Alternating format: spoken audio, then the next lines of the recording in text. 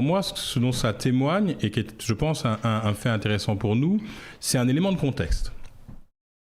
Dieudonné, quand ça commence, cette séquence-là, c'est pas le même paysage des coloniales, ni médiatique, ni militant, ni tout l'espace des luttes qui a fait qu'on s'est retrouvés d'ailleurs il y a quelques jours de cela pour ce meeting à Pantin. C'est pas ce paysage-là.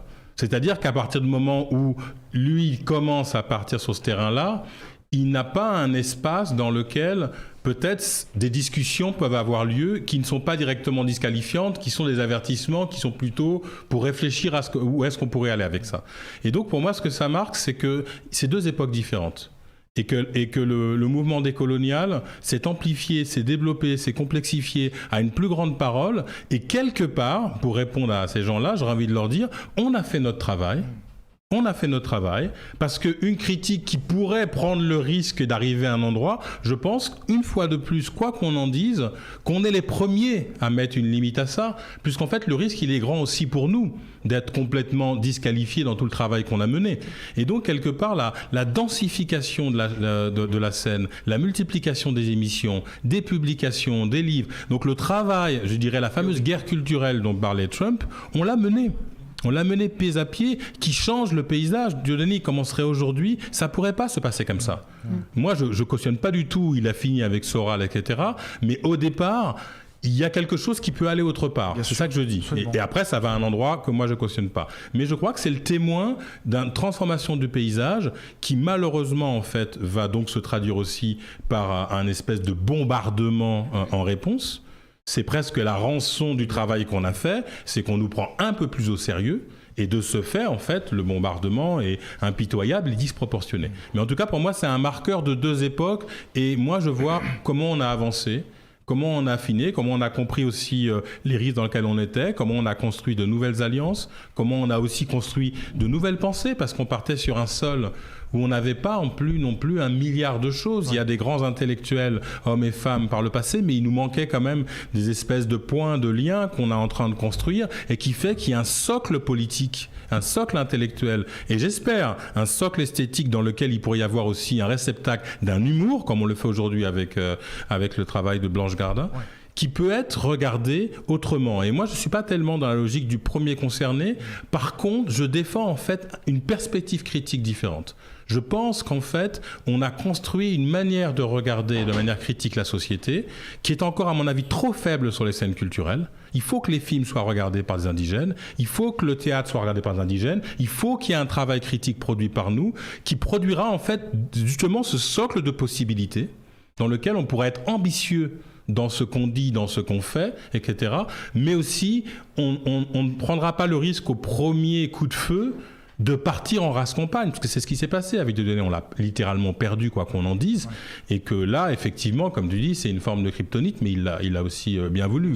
Il a été à un endroit où je ne pensais pas qu'il allait le chercher. Mais pour dire qu'en tout cas, je crois que ça dénote le fait que sur le premier sketch de Dieudonné, si quelqu'un avait fait une critique dans une perspective indigène, intelligente, puissance politique, ça l'aurait aidé lui aussi. Bien sûr. Ça aurait, et donc c'est là qu'effectivement la scène est différente, je crois, aujourd'hui, et j'espère que ça ne pourrait pas se reproduire de la même manière. C'est intéressant parce que c'est vrai que Dieudonné a fait assez peu l'objet d'une analyse politique. Tu vois, on était beaucoup sur, en gros, il faut le condamner. Un peu comme on condamnerait un terroriste, si tu veux, toujours en faisant de la morale. Là où, en fait, c'est intéressant ce que tu dis parce que ça a été quand même, jusqu'à assez longtemps après le sketch du colon israélien, c'est resté quand même une figure très populaire chez les jeunes. Enfin, il y a beaucoup de gens qui ont continué à regarder ces sketchs avec intérêt en le trouvant très talentueux. Et tu as raison de dire que, en fait, il évolue dans un espèce de no man's land politique. Parce que, en fait, pour bien connaître son travail, je vois bien comment il y a des moments où il essaie de se positionner un peu comme, tu vois, un espèce de militant anti-impérialiste, et il essaie de se poser aussi en opposition au PS. Tu vois, donc il y a une espèce de réflexion un peu confuse sur la question de l'antiracisme moral qui se fait jour, mais il n'a pas d'endroit. Et il n'a pas, en fait, si tu veux, le matériel intellectuel pour construire une pensée, et ça finit chez Soral. Après, il y a une forme de solitude, il faut dire que là, quand tu le vois, moi, je n'ai pas regardé souvent, mais les choses des dernières années, ce que ça fait, c'est quelqu'un qui tourne en boucle dans une forme de solitude, ce que je souhaite à personne, parce qu'on n'arrive pas à produire de l'intelligence sans personne avec qui nous challenger, nous donner des conseils, nous répondre. Donc c'est vrai que pour moi, là, je crois que la scène est plus fournie pour qu'on ne soit pas seul dans ces situations-là. Non, mais juste parce que tu as dit, on n'a pas fait beaucoup d'analyse vraiment politique de Dieudonné à ce moment-là, etc. En fait, si quelqu'un fait... Je parle du mainstream. Non, mais voilà, bien sûr. Non, mais du coup, c'est important parce que justement, on a eu à cœur, en fait, d'analyser politiquement le phénomène Dieudonné au moment où c'est arrivé, donc notamment avec un texte d'Ouria Boutelja. Et pourquoi on a eu à cœur? Parce que précisément pour les raisons que tu as dites là, vraiment je souscris complètement à ce que tu viens de te dire, c'est-à-dire que il nous a semblé, et je pense que c'est l'un des apports du mouvement décolonial, c'est vraiment d'avoir clarifié de manière substantielle ce qu'était le territoire décolonial, donc le territoire anti-impérialiste, anti-sioniste, anti-raciste, etc., etc. Donc en permettant par la politisation, la politisation, de faire face à nos monstres. Donc c'est-à-dire en prenant effectivement en compte, et c'est-à-dire sans nier la vérité de notre ensauvagement, de notre antisémitisme, de notre sexisme, enfin de toutes les de toutes les tares dont on souffre, parce que c'est des tares politiques, etc., etc. Et donc, nous, on a été justement les premiers à se dire, OK, il faut regarder la réalité qui est la nôtre en face, regarder nos monstres en face, et lutter par la politique. Et c'est la radicalité de la politique, du champ décolonial, de l'antiracisme, etc., qui va nous sauver de nos monstres, parce que ça va permettre de clarifier les choses. Et ça, je pense que ça a été un travail qui a été tenu effectivement depuis maintenant plusieurs décennies, on va dire 20 ans à peu près, et qui fait que effectivement aujourd'hui, je ne crois pas que ça puisse être possible d'avoir cette fameuse dieudonisation. C'est-à-dire en tout cas, ça ne va pas rencontrer un public aussi nombreux, aussi populaire que ça peut être le cas aujourd'hui, puisque on a presque nettoyé ce territoire, le territoire de l'anti-impérialisme, de l'antisionisme. On a justement fait en sorte que ce malaise n'ait plus lieu. En tout cas, s'il a lieu, ça reste, voilà, c'est résiduel et on continue. Et c'est d'ailleurs pour ça que je disais tout à l'heure, je pense que le malaise, il est encore là et c'est normal en fait, parce que c'est la société qui nous produit. Il n'y a pas de raison que, voilà, je veux dire, si la société est raciste, il n'y a pas de raison que nous on soit exempts, etc. Donc je veux dire, c'est toujours là, cette menace, elle est toujours là.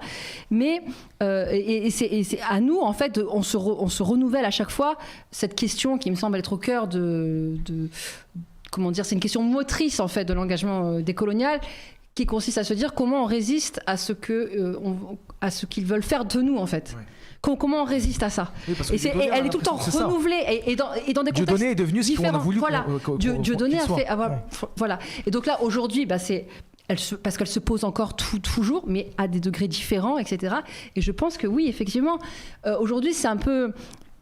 c'est presque un anachronisme effectivement de dire que Blanche Cardin elle emprunte une voix sinueuse, glissante qui ressemblerait à une dieudonisation, parce que c'est vrai que c'est pas là, on n'est pas face à la même France, on n'est pas les communautés qui sont sensibles à la cause palestinienne, il me semble aujourd'hui ont été donc radicalisées dans le bon sens, voilà. C'est-à-dire que du coup, il n'y a plus de questions, je veux dire, c'est beaucoup plus compliqué aujourd'hui d'être dans une espèce de confusionnisme où on embrouille, il y a une forme d'antisémitisme, en même temps, je sais pas, mélanger antisionisme, on ne sait pas trop quoi.